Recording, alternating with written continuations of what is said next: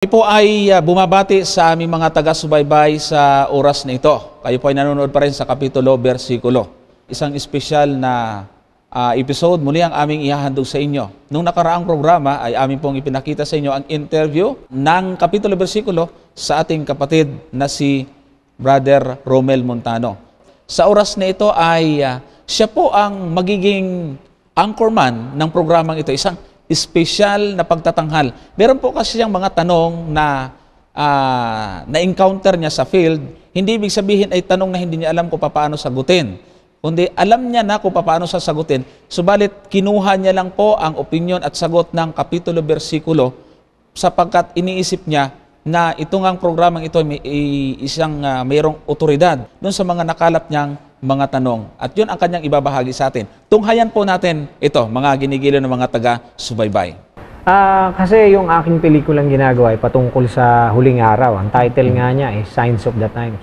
Gusto ko lang mapakinggan ang inyong panig, ang inyong opinion dito sa kapitulo, bersikulo patungkol dito sa tinatawag na mga sinyales o signs of the times, lalo na sa mga huling araw bago bumalik ang Panginoon. Kayo ba'y naniniwala sa tinatawag ng karamihan sa ating mga kababayan o mga kapatid na kung tawagin nila ay magkakaroon ng rapture? Patungkol sa rapture, ang paniniwala, lalong-lalo na ng Seventh-day Adventist, based naman sa Bible, may rapture pero hindi yung secret at hindi yung bago dumating ating Panginoon Kristo. Yung pag-angat ng mga tao sa lupa kasama ang Panginoon ay doon na sa second coming. Wala yung before. Hindi yung kagaya ng malawak na kaisipan ngayon na patungkol secret rapture na kung ikaw ay banal, kumakain ka, bigla ka na lang mawawala. Umaaring kahit nagdadrive ka ng jeep, bigla ka na lang mawawala kasi mabait ka, banal ka, ira-rapture ka. Hindi ganon ang aral ng Biblia patungkol sa rapture. At nabanggit ko lang maikling-maikli, yung kanilang kaisipang kinukuha dito, ginagamit nila yung nandoon sa Mateo 24, itong mga huling talata ng Mateo, no? Na may dalawang pupunta sa bukid, yung isa mawawala, yung isa kukunin, yung isa iiwan. May dalawang babaeng nagtatrabaho sa giikan o gilingan, yung isa kukunin, yung isa iiwan. Pansinin natin na kahit yung mga talatang yun na ginagamit nila patungkol sa secret rapture, ay ang context second coming pa rin. Second coming pa rin. Kasi signs of the times ang mga previous na mga text na tinalakay doon. Kaya kung may rapture man na sinasabi, hindi secret at lalong hindi yung may mauuna, kundi ang sabi nga ni Pablo, pati yung mga patay at buhay, sa anumang kaparaanan yung buhay, hindi mauuna. So sabay-sabay. So walang unahan. Kaya talagang kung Biblia ang pag-uusapan, ay wala yung tinatawag na secret rapture. Pangalawang tanong ko po, kahit po sino sa inyo yung sumagot. Paano ang kaparaanan ng kaligtasan ayon sa inyong aral sa Biblia? Sa akin naman, Brother Romel, ang kaligtasan kasi ng tao ay nakasalalay sa kanyang relasyon at pananampalataya sa ating mahal na Panginoon. Kaloob ng Diyos yan, libre yan para sa atin. Kaya sa lahat ng mga mananampalataya, yung pananampalataya ang siyang token ng tao. Sa pananampalataya namin at sa aming pagdudoktrina, pagtuturo, yung mabuting gawa ay produkto na lamang ng ating pananampalataya. Salamat po. Ayon po sa Biblia, kasi ang ating pong rito sa programang ito ay kapitulo, bersikulo. Opo. Ano ang tunay na iglesia o religion sa huling araw? Ang tunay na relihiyon kasi na binabanggit sa Biblia ay yung relihiyon na mismong itinatag ng ating Panginoon Kristo, hindi lamang sa kaparaanan na nakikita o kaya nababasa ang kanyang pangalan sa Biblia. Sa aming pananampalataya, sa aming pong paniniwala, ang aming batayan sa mga katuruan tungkol sa tunay na iglesia ay makikita siya sa aral. Kamukha po ng ating mababasa doon sa aklat ng Juan, kapitulo 7, ang bersikulo 17, ang sabi doon, ang sino mang tao na nag-ibig gumawa ng aking kaloob ay makikilala niya ang turo kung ito'y sa Diyos o kung ito'y nagsasalita lamang na sa kanyang sarili. So sa makatuwid, ang aming batayan ay doon sa doktrina. At sa amin naman pagtuturo, ang aral na tunay ay nanggaling doon sa panahon na kung saan nag-umpisa na ang bayan ng Diyos sa Matandang Tipan. Yung 7:38 ng gawa na sabi yung iglesia sa ilang ay nagsitanggap ng mga aral na buhay upang ibigay sa atin. So sa makatuwid, ang aming pananampalataya at aming pag-aaral na tinataglay is yung aral na tinanggap mula sa panahon ng iglesia sa ilang hanggang sa kasalukuyang panahon hindi nagbabago. Kung may kautusan noon, hanggang sa panahon natin may kautusan din. Kung sa panahon noon ay may sabat, hanggang sa panahon natin ngayon meron din sabat. Sapagkat hindi nagbabago ang prinsipyo ng katotohanan mula sa matandang tipan hanggang sa kasalukuyang kapanahonan. Thank you. Maraming salamat, Brother Richard. Baka meron kang gusto idagdag. Itong kagandahan sa pag-aaral ng Biblia sa Seventh-day Adventist, Brother Romel. Kasi yung nangangaral may hawak na Biblia. Pati yung inaaralan, may Biblia ring hawak. Kaya bawat lalabas na salita sa kanyang bibig, ay pwede mong i-check kung meron ngang batayan sa Biblia yung kanyang sinasabi. Kaya ako, kagaya ng sinabi ni kapatid na Jerry, naging mas particular ako sa aral sa aral ng banal na kasulatan. At gusto lang natin uling ilatag dito, ito para po sa mga giliw na tagapanood. Ulitin po namin na sa amin pong tatlo dito ay wala pong pastor. Wala pong pastor. Pero patuloy kaming nananatili sa samahang ito kasi nga, the more na pinag-aaralan namin ang doktrina na pinananampalatayanan ng iglesyang ito, ay the more naman na nakikita namin yung katatagan nito mula sa banal na kasulatan. Kaya ako lang, eto po, for the record, ang stand ng iglesyang ito patungkol sa kung sino ang tunay na iglesia, given na talagang, kasi etong katunayan, kaya nananatili tayo dito dahil naniniwala tayo na ito talaga, samang ito na talagang iglesyang pinapatnubayan ng Diyos sa huling kapanahonan. Pero hindi natin without condemning yung mga taong nasa labas ng iglesyang ito.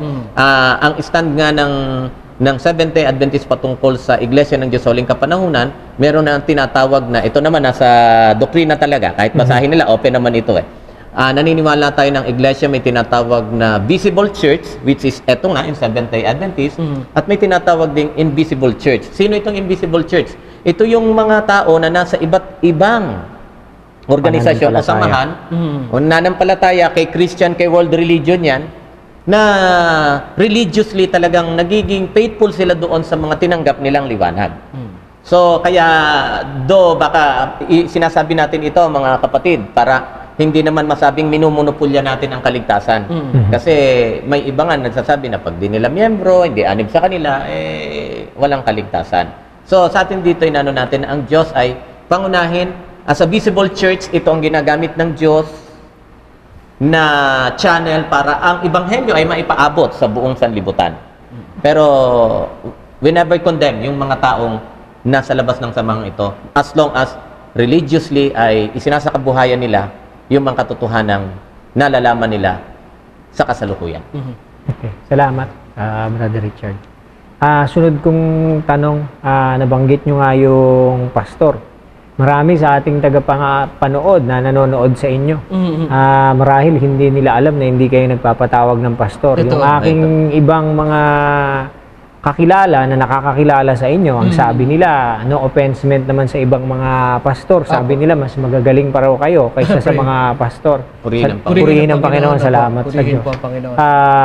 Ang sunod kong tanong, sapat na po ba ang kasulatan, ang kapitulo, versikulo, para ang tao'y maligtas? Hindi ko lang po alam sa inyo kung sino ang gustong sumagot. Brother Johnson. Ang masasabi natin diyan sa tanong ay, pagdating sa kaligtasan, ay sapat na ang Biblia. Tama. Ang nilalaman ng Biblia ay kumplito pagdating sa ikaliligtas ng tao. Amen. At walang ibang dapat na pagbatayan ang tao na gustong maligtas kundi Biblia at Biblia lamang. Kaya ang direktang isasagot natin, walang labis, walang kulang, kumplito ang mga kapitulo at bersikulo ng Biblia. Tama. Salamat po. Ibig sabihin, sapat na talaga yung kapitulo at bersikulo. Totoo po yun. Tama yun. Tama po yun. Para mabigyan na rin ng kaalaman yung mga taga-subaybay, ang Seventh Adventist ay naniniwala sa tinatawag na Sola Scriptura. Tama yun. The Bible and the Bible alone.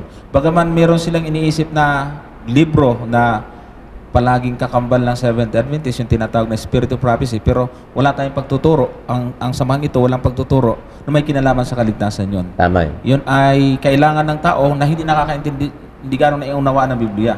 Pero kung malinaw na sa kanya ang Biblia, na wala yun, hindi niya na kailangan itong sulatang ito. Tama yan. Which is, sa panahon ito ay mayroon tinatawag na misconception. Akala ng iba, ito ay another source ng truth ng ang Spirit of Prophecy, yung mga sinulat ni Mrs. White, pero hindi ganoon ang pagtuturo ng Seventh Adventist. Brother Johnson, Brother Romel, para sa impormasyon ng ating mga tagapanood, halos magdadalawang taon na ang kapitulo bersikulo sa Impapawid.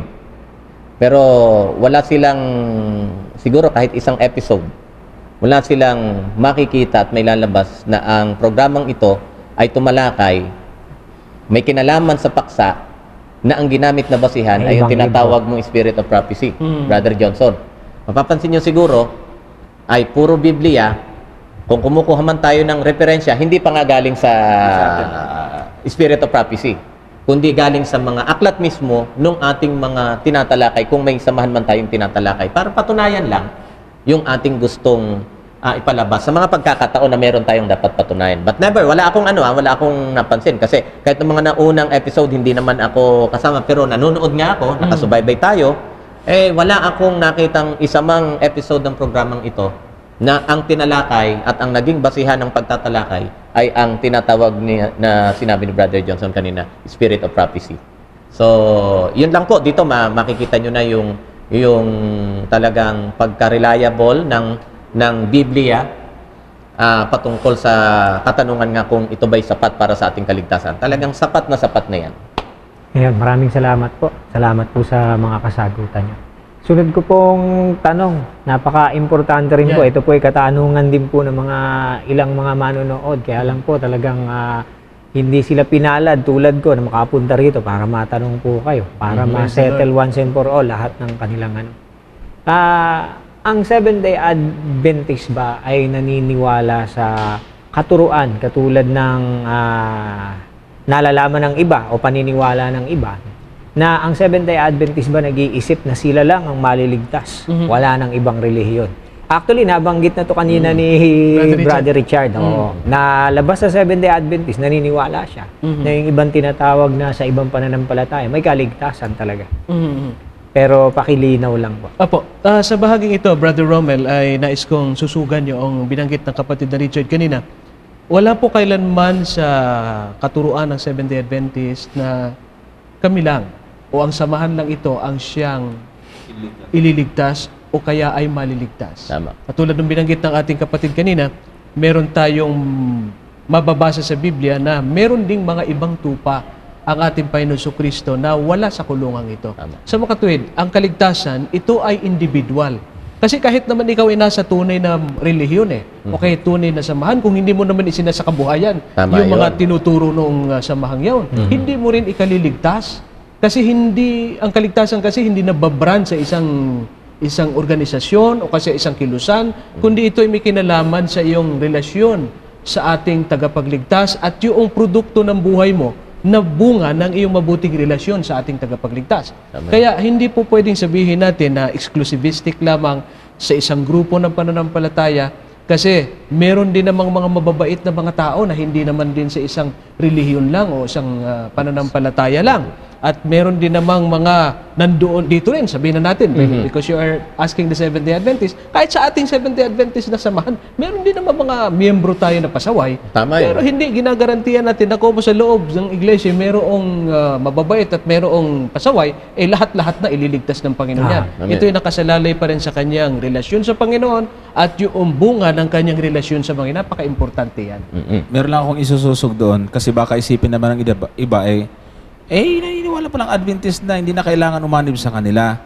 Ligtas ay, dito na lang ako. Ang ibig po sabihin ni Brother Jerry, hindi natin hinahatulan na kung hindi ka miyembro ng Seventh-day Adventist, wala ka ng kaligtasan. Totoo yan. Pag binasa natin yung talata na binabanggit doon sa Juan na meron siyang tupa sa ibang kulungan, hindi natapos yung talata nakalagay na dadalhin naman. Tama. Kaya tama-tama yung signs of the times na sa panahon na nangyayari itong mga palatandaan sa huling araw, ay doon mangyayari naman na ng mga tupa sa ibang kulungan magkakaisa din. Magsasama-sama din sa isang kawan.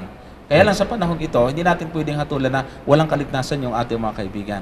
Pero wag na lang isipin na manatili lang sila doon kasi meron talagang isang kawan lang o isang kulungan nila na itinatag ang ating Panginoon, which is sa huli, doon din magkakaisa. Kasi sa bahaging yun, mga kasama, Brother Romel, doon sa tanong na yun medyo malawak ang pwede nating matalakay doon.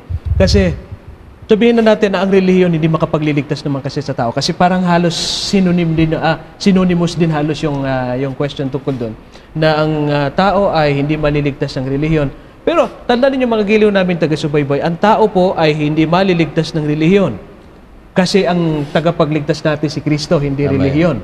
Pero may malakihong bahagi ang relihiyon sa ikapapahamak at ikatutuwid ng tao. Tama yun. Bibigyan ko kayo ng halimbawa. Kung halimbawa ang isang relihiyon ay nagpapahintulot na pumatay sa kanyang mga miyembro, halimbawa, pagka gumawa ng masama laban sa kanyang samahan, ay pahihintulutan yung miyembro pumatay.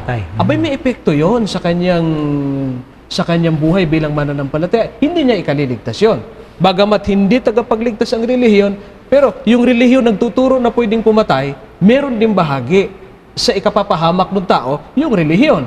Bagamat ang relihiyon hindi magliligtas. Halimbawa, ang relihiyon nagtuturo na pwede kang sumamba sa maraming mga Diyos o kaya sa mga Diyos-Diyosan. Bagamat ang relihiyon hindi makapagliligtas, pero dahil sa ang aral ng relihiyong yun, pwede kang sumamba sa maraming Diyos, mapapahama ka doon.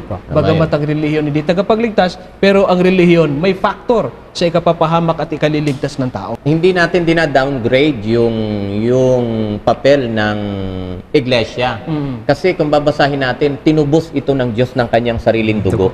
Hindi natin dina-downgrade. Correct. Kaya sinasabi natin na napakahalaga nito. Pero ulitin natin, hindi token. Ulitin lang natin, hindi token. Napapasok ka lang, ligtas ka na. Brother Romel, ha? At binanggit natin, may katibayan yan. Halimbawa, yung kaso ng 1 Corinthians.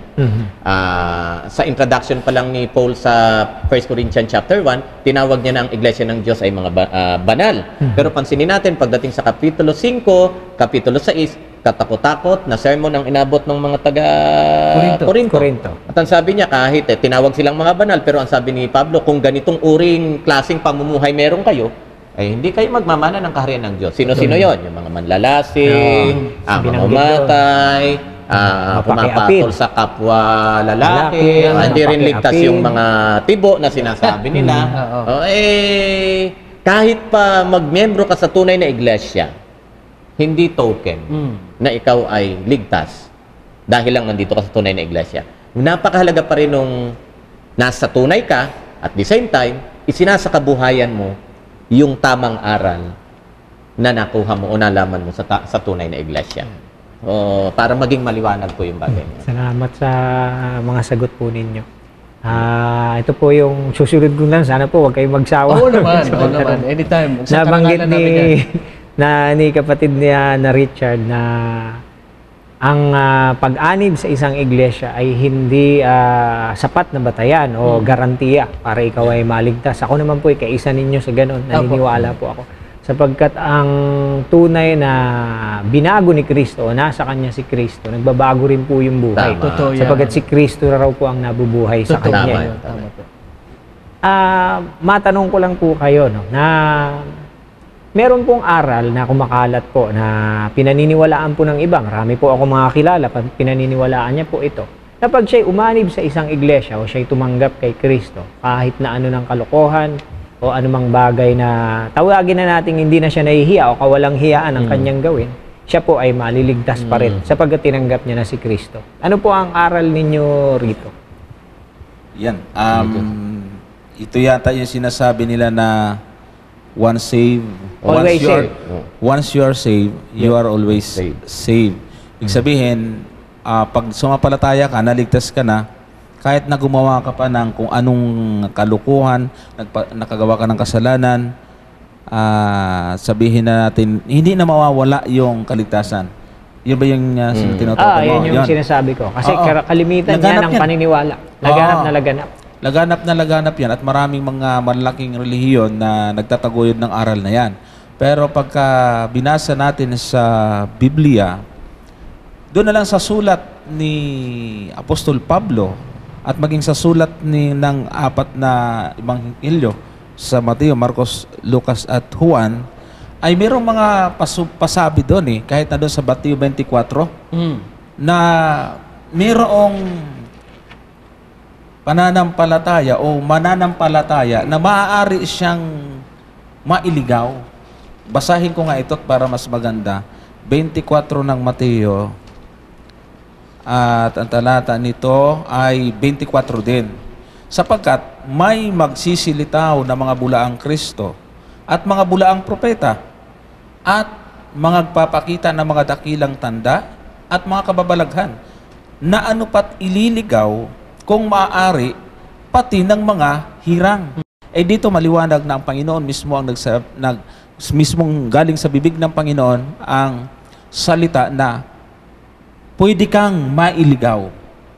Dahil sa mga iba't ibang mga aral, mga bulaang mga ngaral, bulaang Kristo, merong tao na ang kaligtasan na nasa kanya ay pwede itong mawala. At marami pang mga talata sa Biblia, sa sulat ni Apostol Pablo, pinag-iingat. Kaya nga laging ang nakalagay doon dapat magpatuloy. At maging doon sa aklat ng Apokalipsis sa Kapitulo 13, ang magtagumpay. Yun ang pagkakalooban ng putong ng buhay. Ibig sabihin, merong mga nanampalataya na hindi magtatagumpay dahil sa mga pagsubok. Kaya maraming mga pasabi ang mga alagad na dapat ay maging matibay, maging matatag. Kasi ibig sabihin, may posibilidad na ang tao ay hindi kayanin o kaya hindi magtagumpay sa huli. Kaya nga sabi doon sa Mateo din 24:13, ang magtiis hanggang sa wakas, yun ang maliligtas. Kung hindi nakapagtiis, edi may posibilidad nga. Kaya dapat nag-iingat pa rin matapos siya. Magiging token kasi ng kasalanan ang paniniwala na yun na minsan ka na nilang naligtas, ligtas na ako. Kaya baka maging susi pa yon, maging maging tinatawag na lisensya pa yon para matukso siyang, sige lang, gawin ko lang ito, ligtas naman na ako. Yan. At kung totoo yun, maraming impact nito sa sinasabing ibang katotohanan ng Biblia. Halimbawa, bakit kinakailangan mong magsisi? Hindi mo na kinakailangan pagsisisi kung minsan ka lang naman nanampalataya kay Kristo, ligtas ka na. So ano ang halaga ng pagsisisi kung wala rin naman palang epekto ito sa iyong kaligtasan? Ligtas ka na rin. At kung ating papansinin, may mga nabanggit si Brother Johnson. Ito, babanggit din lang ako ng ibang talata. Isang kapitulo lang, pero 2 talatang babasahin ko. Actually, itong Apokalipsis, kung papansinin natin, ay mapapansin natin sa background, yung book background niya. Hindi ito sinulat sa mga tagalabas. Ito ay sulat ni Juan Revelador o tinatawag ding John the Beloved sa mga Kristiyano ng unang kapanahunan. At ito ang matinding babala niya sa mga kapatiran na rin. Ang sabi niya, ito, alangan namang naging kapatid ng hindi sumampalataya kay Kristo. Ang sabi dito, sa talatang 8, ngunit sa mga duwag, sa mga hindi mananampalataya, mga karumaldumal, mga mamatay tao, mga mapakyapid, sa mga mangkukulam, sa mga sumasamba sa Diyos-Diyosan, at sa mga sinungaling, ang kanilang bahagi ay salawan ng nagliliyab sa apoy at asopre, na siyang ikalawang kamatayan. Uulitin ko, ang concern ng sulat hindi tagalabas. Taga rito sa loob. Kaya hindi ibig sabihin na porque sumampalataya ka na yung buhay mo naman ay lihis pa rin doon sa dapat mong isakabuhayan. Huwag mong aasahan na pagdating ng panahon, sa paraiso ka. Anong sabi dito?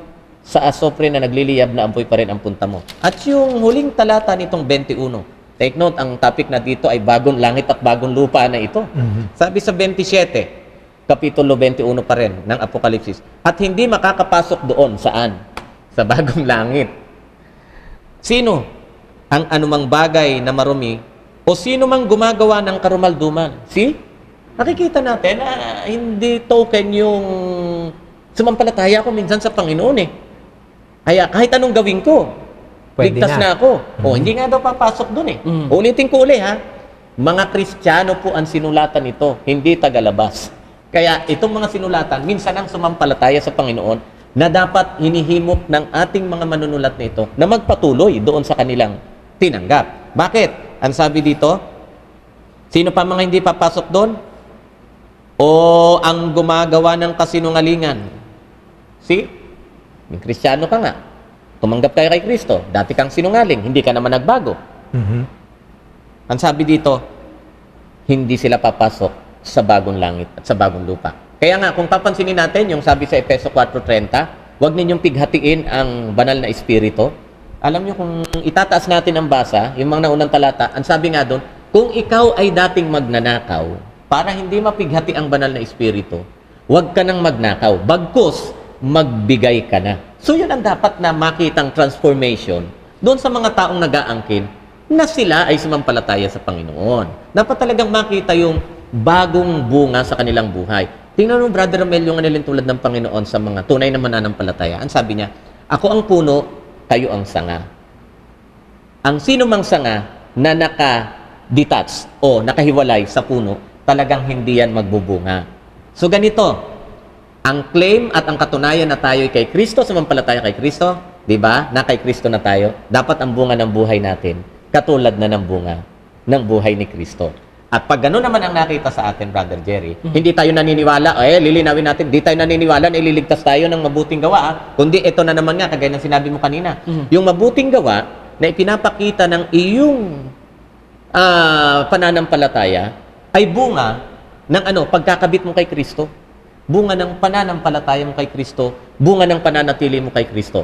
Sa simpleng salita, hindi na kayo magtataka kung ang santol, mamunga ng santol, kasi ang puno niya santol. Ganon din yung mga taong nag-aangkin na sila'y Kristiyano, sila'y nanampalataya kay Kristo, dapat sana ang buhay natin talagang makita katulad ni Kristo. Jerry. Sa bahagi naman ito, ang masasabi ko naman dyan, kapatid na Romel, ay yung nasa unang Korinto 15:2. Iyon ay eksaktong talata na sasagot doon sa katanungan mo na naniniwala ba tayo sa once saved, always saved. Ang sabi ni Apostol Pablo, sa unang Korinto 15:2, sa pamamagitan naman ito iligtas kayo, kung matyagan ninyong iingatan ang salitang ipinangaral ko sa inyo, maliban na kung kayo nagsisampalataya ng walang kabuluhan. Malinaw sinabi ni Pablo, yung kasing kaligtasan ay may kondisyon. Mananatili kang ligtas kung iingatan mo yung salitang ipinangaral sa iyo. Maliban lang kung sumampalataya kang walang kabuluhan. Sa mga kapatid, meron palang pananampalatayang magiging walang kabuluhan, at yung pananampalatayang walang kabuluhan, yung hindi mo pananatili doon sa aral na itinuro sa iyo. Mawawala yung kaligtasan. Kaya sagot, mananatili ba magkakaroon ba ng once saved, always saved ang tao? Magkakaroon siya ng kaligtasan lamang kung siya'y nakakabit sa pinanggagalingan ng kaligtasan na walang ibang ating Panginoong Kristo. Pag humiwalay siya kay Kristo, mawawala yung kaligtasan. Sinasabi mo na apart from me, sabi nga ni Christ. Yeah. Apart from me, you're nothing. You're nothing. You're nothing. Wala tayong magagawa. Pag hiwalay kay Kristo, wala pong magagawa. Tama yan. Walang magagawa. Napansin mo, Brother Romel, may kantang Pilipino na ginawa limutan ko lang yung bandang gumawa nito, pero yung lyrics, alala ko pa. Yung santong kabayo, banal na aso, banal na aso, santong kabayo, di ba? O kasi nga, may mga Kristiyano lang by name pero by action, Iba. hindi nga makikita. At siguro ko, Brother Romel, kahit ipangalanda ka nila, tinanggap ko si Kristo. Minsan kung tinanggap si Kristo, pero kung yung buhay ay labas. Taliwas. May talata niyan dito sa Mateo 7:21. Yan, oo. Mateo 7:21, hindi ang bawat nagsasabi sa akin, Panginoon, Panginoon, ay papasok sa kaharian ng langit, kundi ang gumaganap ng kalooban ng aking Ama na nasa langit. Tapos sa 22, marami ang magsasabi sa akin sa araw na yaon, Panginoon, Panginoon, hindi baga nagsipanghula kami sa iyong pangalan at sa pangalan mo'y nangagpalayas kami ng mga demonyo at sa pangalan mo'y nagsigawa kami ng maraming gawang makapangyarihan. 23, at kung magkakayo ipapahayag ko sa kanila, kailan may hindi ko kayo nakakikilala, magsilayo kayo sa akin, kayong manggagawa ng katampalasanan. So, yung taong ito, naniniwala siyang ligtas siya na gumagawa pa nga ng himala. At mismong ang Panginoon na may sabi na mayroong makakagawa nito. Pero hindi siya kinilala ng Panginoon. Ibig sabihin, hindi niya napatunayan sa kanyang buhay. Hindi nabigyan ng buhay yung pananampalataya niya, pananampalatayang patay. Kasi wala yung pagsunod sabi dun sa 21, yung makakapasok lang, yung gaganap sa kalooban ng Ama na nasa langit. Sa panahon natin ngayon, ang karamihan sa mga sikat na mga ibanghilista ay sabi, pananampalataya na lang. Wala ka nang gagawin pagkatapos. Pero ito mismo ang Panginoon nagsabi na pag hindi natin ginanap ang kalooban ng ating Ama ay maaring maging dahilan para hindi tayo makapasok sa kaharian ng langit. Ito yung tinatawag natin na after na makilala mo ang Panginoon, meron ka rin magiging bunga. Hindi siya nauuna sa kaligtasan yung pagganap, kundi kasunod siya o kakambal ng tinatawag na buhay ng isang mananampalatayang niligtas ng Panginoon. Amen. Amen. Salamat po sa inyo mga kasagutan. Kaya ito na siguro yung panghuling-huling tanong ko. Ngayon, nalinawan na siguro ang mga karamihan sa manonood at itong mga tanong ko na batid ko na talagang ang kaligtasan. Bagamat alam ko naman talaga, na alam naman natin na nakasulat sa Biblia na yung tinatawag na once save, always save, ay wala naman pong ganong salita. Wala talaga. Oo, wala ka nga makikitang ang salitang purgatorio, Yeah. limbo, wala. No? Ganon din po yung once save, always save. Ganon din po yung tinatawag na pag ikaw ay tumanggap sa Panginoon, kahit na ano nang gawin mong wala rin po nun Wala sa yun. Biblia. Tama. Katulad po nung nabanggit ko kanina na pag ang Diyos ay nagsalita, dapat nating sundin. Tama. Nalinawan na rin po tayo na ang Biblia, ang kapitulo, bersikulo, sapat na po para tayo mga ligtas. Amen. Tama yun. Ang Biblia po, salita ng Diyos. At ito na lang po, ang bayan po ng Diyos, ang bayang Israel, o people of God, o ang iglesia ng Diyos, tinatawag sa kanyang pangalan.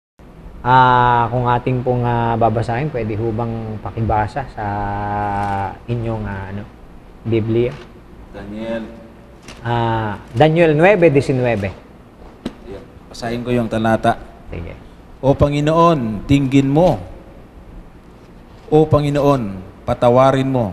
O Panginoon, iyong pakinggan at gawin. Huwag mong ipagpaliban alang-alang sa iyong sarili, o Diyos ko, sapagkat ang iyong bayan Ay at tinatawag ang iyong mga tao ay tinatawag sa sa iyong iyong pangalan. Opo. Ayan. Nabanggit po dyan na ang inyong mga tao at ang inyong bayan ay tinatawag sa inyong pangalan.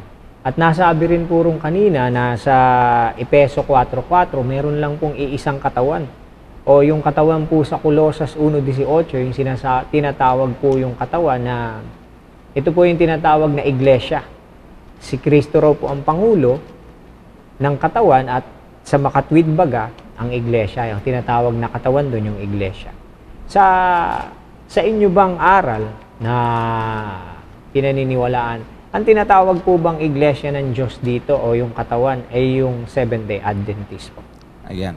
Siguro Sagot ako lang muna po. yung sasagot napakagandang tanong yon at isang bagay na dapat mabigyan din natin na maayos na kasagutan sang-ayon sa sinasabi ng mga kapitulo at bersikulo ng Biblia. Maganda yung binasa natin talata doon sa aklat ng Daniel 19 Apo. na ang kanyang bayan ay tatawagin sa kanyang pangalan. Tapos ikinonect natin doon sa Colosas na sa panahon natin ngayon, yung bayan niya, ito yung kanyang iglesia. Apo. Tapos ang tanong ngayon, para masundan ng ating mga nanonood na ang tanong ngayon, itong Seventh Adventist, ito yung katawan.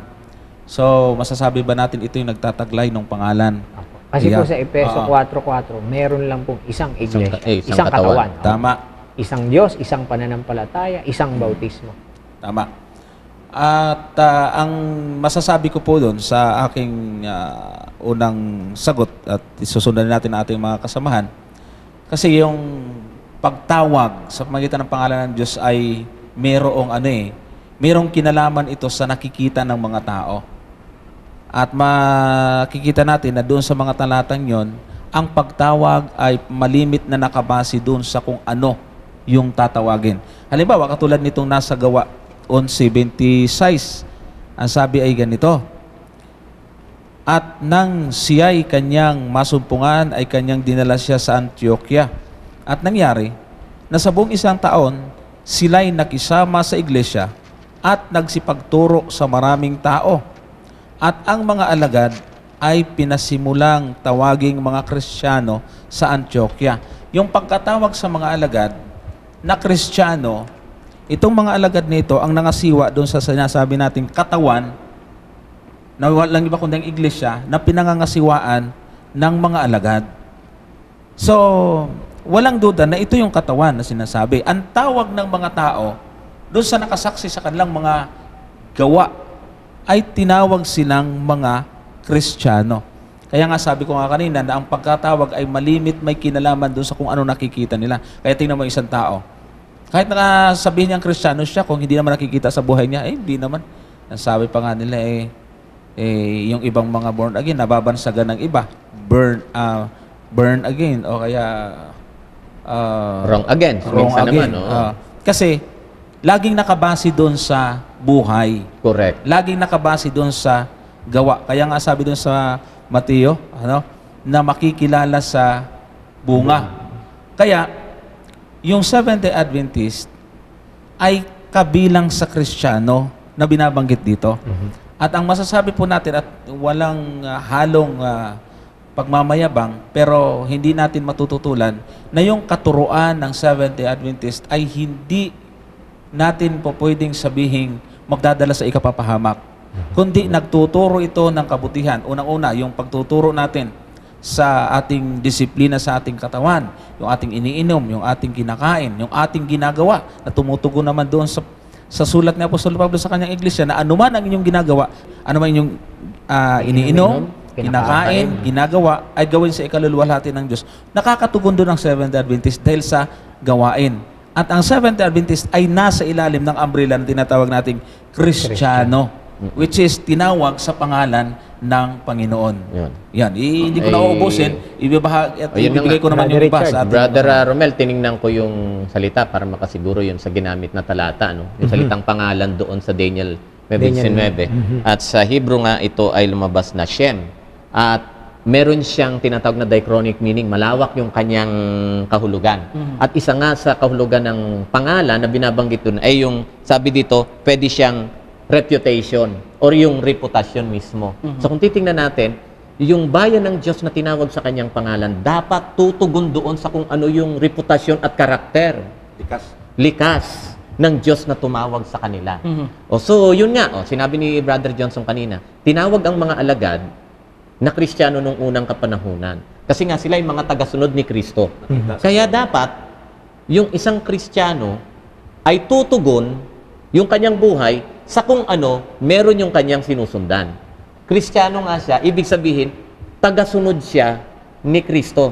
Kaya nga alam nyo, mababaw na salita, pansinin nyo, Brother Romel, bakit ako nakakasiguro na talaga samahang ito ang samahan na sa Panginoon? Yung Kristo, na kung saan hinango ang pangalang Kristiyano dahil mga tagasunod ni Kristo, nga, siya ang ulo, nabanggit mo kanina. Yung ulo, pag pumunta sa sinagoga, araw ng Sabat, kung ikaw ay tagasunod, dapat pag pupunta ka sa kapilya o simbahan, piliin mo yung araw na kung anong araw ang isinasa kakabuhayan ng iyong Panginoon na sinusundan. Si Kristo, ulitin ko, araw ng Sabat, ayon sa kanyang ugali, nasa sinagoga siya. Nakapagtataka ka nga ngayon, Brother Romel, inaangking Kristiyano, tagasunod ni Kristo. Pero dito pa lang, yung ulo, Sabbath keeper, yung katawan, Sunday keeper. Kaya doon pa lang medyo mag-ano ka na.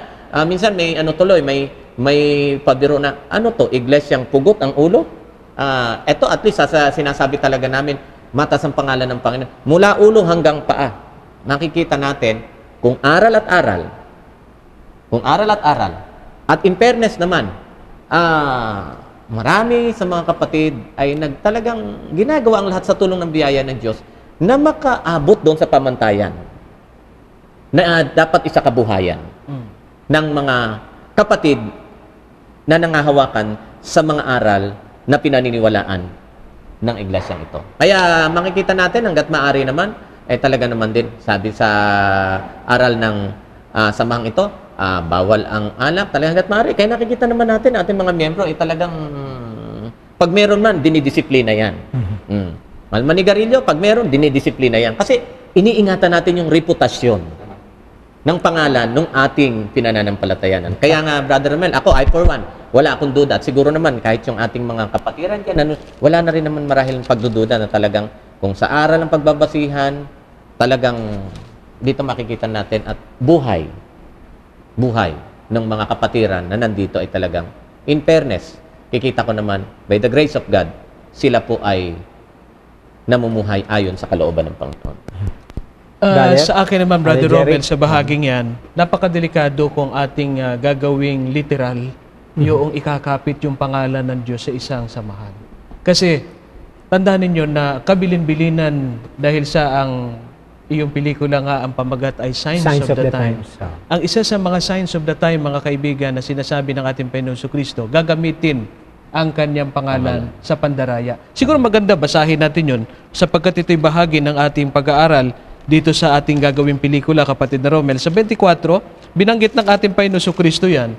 Yung kapitulo 24, ang bersikulo po ay, pasimulan po natin sa bersikulo 4 hanggang sa bersikulo 5. Sabi dito ganito, at sumagot si Jesus at sinabi sa kanya, mag-ingat kayo na huwag kayong mailigaw ni numan, sapagkat marami ang magsisiparito sa aking pangalan na magsasabi ako ang Kristo at ililigaw ang marami. Tandaan ninyo, yung pangalan pala ng ating Panginoon Kristo gagamitin ng marami sa pandaraya, sa panliligaw. At yan din naman ay may kasing kahulugan yan doon sa Old Testament. Doon sa aklat ng awit 139, versikulo 20, ang sabi din, ginagamit ng aking mga kaaway ang pangalan ng Diyos para po sa panliligaw, pandaraya pa rin. So, ang gumagamit ng pangalan ng Diyos ay kaaway. Sapagkat hindi naman pwede siyang makapandaya kung ang gagamitin mismo, kapatid na Romel, na sa kanyang pangangaral ay pangalan ng Diablo.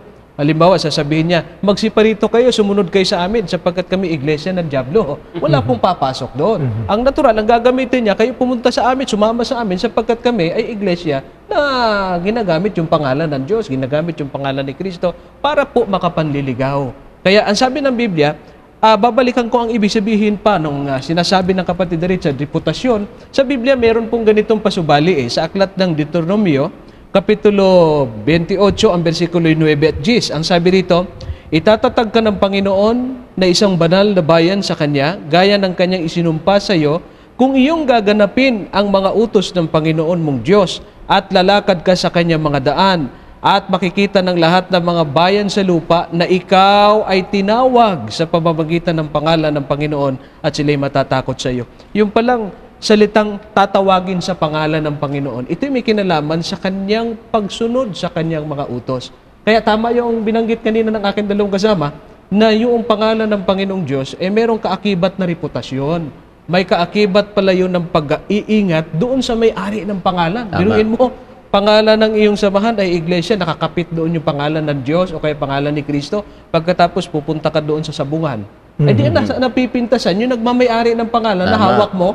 Tama. Pupunta ka doon, ang pangalan mo ay, ang iglesia mo ay may pangalan ng Diyos, may pangalan ni Kristo. Pagkatapos pupunta sa kabaret, pupunta ka sa doon sa kung ano ng mga bisyo, nasisira yung may-ari ng pangalan. Tama. Kaya sabi doon ng ating Panginoon Diyos, matatawag ka na ikaw itinawag sa pangalan ng Diyos kung gaganapin mo ang aking mga utos at kung magkaganon, sabi, ikaw nga ang tinawag na sa aking pangalan. Hindi po pwede kasi mga kaibigan na tayo magsasabi na kami ang tinawag ng Diyos Kasi pag-aangkin yun Ang tawag dyan ay self-declaration or self-exaltation. Tama yan. Sa Biblia, bawal na bawal yun Hayaan natin na ang Diyos ang siya magsasabi, ikaw'y bayad ko. At ang paraan ng Diyos para matawag kang bayan ka ng Diyos sa pamamagitan ng pagsunod mo sa kanyang mga kalooban. Kasi pag hindi ka masunurin sa kalooban ng Diyos, mapipintasan ang pangalan na nasa sa iyo na pangalan ng Diyos. Tama At yun nga yung isang bagay pa doon, Brother Romel. Ang ganda ng sinabi ni Brother Jerry. May mga tao kasi na nagtatanong ng ganito. Meron bang sinabi si Kristo na Diyos siya? Ang ganda ng sinabi ni Brother Jerry. Na kasi ang mga tao ngayon, sila ang nagtataas sa kami, kasi may pangalan kaming ganito. Samantalang ang Panginoon nga, hindi nga niya sinabi niya sa kanyang sarili na ako'y Diyos, kundi ang mga alagad ang nagsulat na itong Kristo na ito ay Diyos. In comparison doon sa sinasabi natin, na din sa pagiging Kristiyano din, hindi mo kailangan ipagdiinan na kami dahil mayroon kang pangalan ganito. Ang tao na nakakakita, ang magko-confirm nito, katulad nung 11:26 ng Gawa, nakita nila, ito yung mga kung ano yung nakita, ang ginagawa ng kanilang Panginoong Jesucristo. Nakikita sa kanila. Nakikita sa kanila, kaya tinawag silang Kristiyano. Ibig sabihin, ang relasyon o ang dahilan kung ba't natatawag sila ay dahil dun sa kanilang likas o tinatawag nating reputasyon na nakikita sa harap o sa mata ng publiko. ayon doon sa gawa. Tama. Binasa natin kanina. So ito, malinaw po sa ating pelikula na Signs of the Times. Pero sa uling araw po, gusto ko lang pong linawin, marami pong mga Kristiyanong lumilitaw ngayon. Kahit po ang Roman Catholic, ay ang tawag sa kanila ay Kristiyano. Ano rin? Pinangungunahan po ito ni Emperor Constantine. Sinundan po ni Pope Leo. Si Pope Leo po noong 440 at pagkatapos pinalitan po siya ni Pope Gregory. Kaya po yung kalendaryo natin na Gregorian calendar. Tapos lumabas po sa kanila sila John Smith na ito pong tawag po ang unang-unang religion. Baptist po sila. Reformers, Puritans. Ang kasama po rito ni John Smith, kung hindi po ako nagkakamali, ay yung meron po siya, dalawa po sila nung lumabas. Bumalik nga lang po yung isa sa Inglaterra. Meron po silang religion na Puritans, Baptist, at pagkatapos po meron Separatist. Meron po, nag-separate po sila sa ano. Meron pong Methodista, meron pong tinatawag na mga born again po, naghalo-halo na po dyan, Evangelical Church. Ang tawag po sa kanila ay Christian. Ito po bang lahat na Christians na ito po ba isa lang po rito ang totoo? O lahat po ito ay totoo? Maganda yan. Kasi nalilito dito yung marami pag tinatawag na religion. Pag sinabing religion o relihiyon, ito talaga tinatawag na Kristiyano, Hindu, Muslim, ito yung mga lalaki. Pagdating sa mga denomination na tinatawag natin, ang tawag dyan ay mga sikta. Sikta ng pananampalataya, born again, Adventist, Iglesia ni Cristo, Pentecostal, ang tawag dyan ay sikta. Under sila sa umbrella ng Kristyanismo. Ngayon, ang tunay na relihiyon ayon doon sa yung Kristiyano. Pero sa ilalim ng Kristyanismo ay ang dami niyan, isa dyan ang tunay. Tama yun. At doon natin na ilalaban itong ating panampalatayang Seventh-day Adventist na hindi doon sa pangalan, kundi doon sa katuruan. Kaya Seventh-day Adventist, dahil para maiwasan natin na malapastangan ang pangalan ng Panginoon. Kasi hindi naman natin ito perfect. May mga membro tayong pasaway di kung dala-dala mo pangalan, tingnan mo ito, kung iglesia, halimbawa, ginamit natin ang Iglesia ni Cristo, Iglesia ng Diyos. Iglesia ng Diyos, nakulong. Di nasasalauna ngayong pangalan ng Panginoon. So, ito'y rehistro lamang kasi naging requirements ito ng Security Exchange Commission na kailangan magparehistro ka ng pangalan ng denomination mo o yung sikta mo. So, ito'y nai-rehistro natin ang samahan bilang Seventh-day Adventist. Pero, siya ay tinatawag na Christian. Tama yun. Sa ilalim ng Christian, ng umbrella ng Christian religion. Kaya tayo nagbabatay hindi doon sa inirehistro natin, kundi doon sa ating doktrina, sa ating tinuturo. Ang magiging basic testing factor ng maraming mga sumampalataya at naniniwala sa ating Panginoon Jesucristo is ang titingnan nila yung aral. Yung doktrina talaga. Kasi yun ang importante sa Diyos yung aral. Kasi tingnan mo, may mga bulaang mga ngaral. Bakit naging buluan? Aral din Meron ding tunay na mga ngaral. Saan nababatay? Sa aral din. Ang tanong paano mo ma-identify yung tunay na aral na sa Diyos at maling aral na hindi sa Diyos? Ang aming basihan dyan ay yung nasa 7:38 pa rin, babalik tayo, ng gawa. Na yung palang aral ay nanggaling sa iglesia sa ilang. Pagkatapos ibinigay sa mga apostol, nakarating din hanggang sa kahuli-hulihang bahagi ng sanlibutan. Kaya kung yung aral sa panahon ng matandang tipan, hindi mo tinaglay ngayon, hindi mo tinaglay hanggang sa kasalukuyang panahon, wala doon sa iyo makikita. Hindi talaga mapapasama doon sa tunay na sekta under ng tunay na iglesia na Kristyanismo. Kaya ang pananampalataya ba natin ay kakakakitaan ng mga aral na buhay katulad ng ating mababasa sa gawa na nanggaling sa ilang. Yun yung binanggit natin kanina, nagsample na rito tungkol halimbawa sa Sabat, tungkol sa kautusan, tungkol sa mga iba pang mga aral ng Diyos. Pag hindi nasumpungan sa atin yon, medyo magkakaroon na tayo ng question mark, mga kaibigan, sapagkat hindi mag-uugma yung aral nanggaling sa ilang, pagkatapos pagdating dito, nagbago. Pagdating dito sa dulo, lalong nagbago. Malaki ang pagkakaiba na niyan doon sa aral na buhay. Kaya hindi po dapat nagpapalit-palit Unang-una, ang Diyos natin hindi nagbabago. Pangalawa, yung salvation na ibinigay niya sa atin, hindi rin kailanman yan pwedeng baguhin ng tao. Ang means ng tao sa kaligtasan is Jesus Christ. Sa panahon ng Old Testament, biyaya din eh. Nagkaroon lang ng tinatawag na iba't ibang object ng ginagawa nila. Sa Old Testament, yung biyaya, ang substitute na ginawa nila noon ay sa pamamagitan ng paghahandog ng hayop. Dugo pa rin ng hayop ang nakakapagpatawad ng kasalanan. Pagdating sa New Testament, dugo na ni Kristo ang nakakapagpatawad ng kasalanan.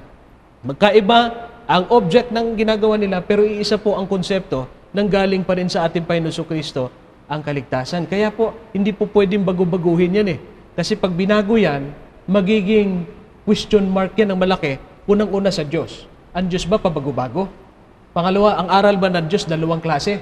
Pagdating sa langit, papipilahin ka niya, isang Pilipino o kaya isang Hudyo. Tapos ito ang batayan sa mga Pilipino, ito ang batayan sa mga Hudyo. Magiging unfair yan. Kasi halimbawa, pumila ka. Halimbawa lamang, pipila ang isang Hudyo, tapos isa kasunod Kristiyano. Halimbawa, ang aral bawal kumain ng anumang karumal-dumal. Baboy, halimbawa, pumila yung Hudyo, kumain ka ng baboy, opo, patay, napahamak.